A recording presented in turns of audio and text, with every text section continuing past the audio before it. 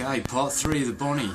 So pretty much mainly wiring, I think, although the first job of today is going to be cleaning up and sorting out the brakes. They're just a bit crudded up. Probably going to take a little while to actually do that, but hey, it's got to be done. I don't want to just leave that. It's just shoddy. So I'm going to crack on with that and then sit down, work out the wiring, and then I'm really hoping to do a fire up and listen to what the Preds sound like on this one. Alright then, let's get on with it. Bit of AC/DC, the perfect soundtrack to attack the grimy calipers. Let's get rocking. Well, it took me a little longer than you shook me all night long, but that's a little bit more serviceable, I think. I've had to get some emery cloth on the pistons and clean all the rust off. There's still some pitting, but that's actually the pistons don't seem to be going in, retracting that far anyway, so we should be alright with the seals. They're not leaking or anything, but just trying to decrud them and get them cleaned up the best as I can. I mean, the pads have got plenty of meat on them, so yeah, just things like cleaning up the pins. There's just that road salt and crap and everything, but yeah, I just can't let something go like that. I've got to get in and get it sorted out. So yeah, that one's ready to be copper slipped on the back of the pads and a bit of new grease on the pins, and get that bad boy back on the bike. So we got a front brake, and as we can see, the rear brake is not faring much better. That's going to need a fair bit of cleaning up. Again, always the arsehole with the underslung caliper. You know, it's just basically just a bucket to catch shit in rather than a brake. But here we go. It's going to be most of Saturday. Seems to be cleaning up these. Sorry, Sunday it is. There we go. God, another quite an epic length of time trying to clean everything up and get all the gunk and the crap and the pistons clean again. That's really eaten up quite a lot of the day today, actually, but totally worth it. I mean, even though the brakes were functioning, they probably weren't functioning as well as they could.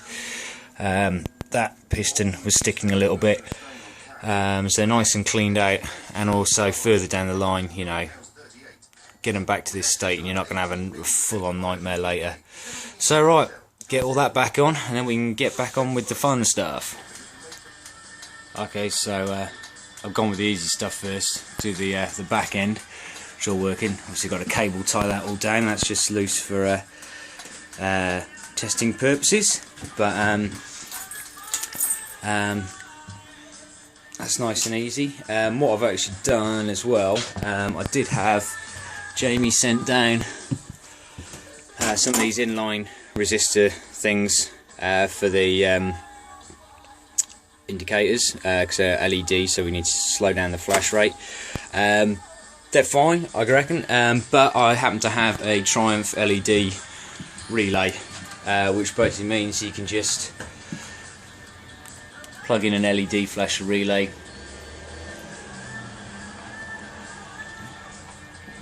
Oops, something gone a bit weird there. So you can basically plug in a flasher relay there. You just take the old one out, put the new one in, and sorted. So why put extra wire in and find somewhere to mount stuff and all that? Particularly as when it comes to underneath here, I want as less wiring as possible. So yeah, cool. Right, let's get stuck into this bit. Okay, so right, it's Tuesday, and I've pretty much spent where I cut off from the last video, which I think was Sunday. And I'd spent most of the day doing the brakes, well, half the day doing the brakes and cleaning stuff like that up, and the other half trying to reroute the wiring. Cracked on with that a bit more today, this afternoon, and I think we're finally getting there now. You know, it's at a point where I'm almost ready to fire the bike up, actually. So yeah, I figured I might as well turn on. I think it's going to be a short video. I haven't filmed it, even though it's been hours farting around. It's just me routing it one way, doing it another way, and making this bit longer, that bit shorter, blah blah blah. So yeah, I'll just take you around it, and it gives me an excuse to have a break for 5 minutes. Okay, so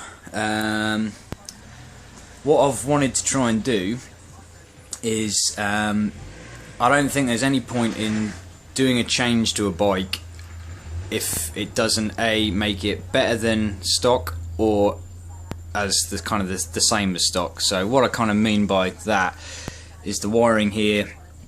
What I've done now is I've routed it and changed a few bits and bobs, and it kind of sits in the in this kind of braced bit behind the neck here, and it's all kind of neatly kind of wrapped and cable tied in there, which to my mind is no different to when it's all crammed in the headlight bucket. You know, if any of you have ever tried, you know, getting all the wiring out of the Bonneville headlight bucket, it's a bit of a pain, and then shoving it all back in, particularly if, like me, you've gone down to a smaller headlight. It is a bit of a mammoth task.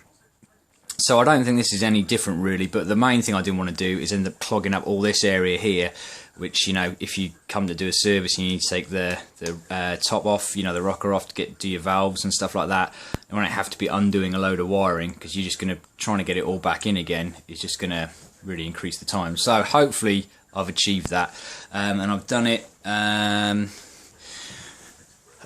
mean, not too many massive changes. I've extended, like, some of the...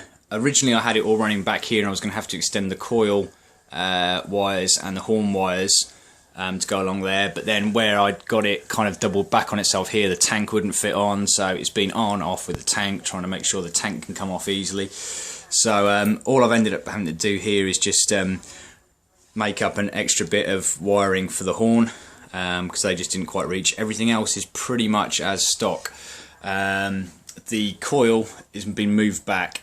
That's ideally, I'd probably drill a hole through there and bolt through there, or make up a bracket to do that. I haven't really got time. Dare I say, I'm not too worried. This has got a Allen bolt with shake-proof washers into a threaded part of this bracket that's welded onto the frame with a lock nut on the back, and it's light. It really doesn't move. I could whap a cable tie in around there just to make sure, but I'm fairly confident. But I had to do that to get the wiring in here. So it's not super pretty, but obviously when the tank's sat on there, you don't see any of that, and it's all fairly well protected from the elements as well. So so yeah, so that's pretty cool. So there we go. We have headlight. I haven't put the clocks on yet. Jamie is actually going for the same sort of speedo as me, smaller one, but until that comes over from the States, it's going to be the stock clocks on, so that's just a case of bolting those in and plugging in one connector. So yeah, that's on. Haven't done the front indicators yet. Actually I haven't tested the horn yet. See if that works. Yep, that works. The rear section's all tidy up now, and that's nice and neat. So we've got the brake light there. Let's see if I can operate this. Cool. Excellent. And I should have rear indicators, hopefully.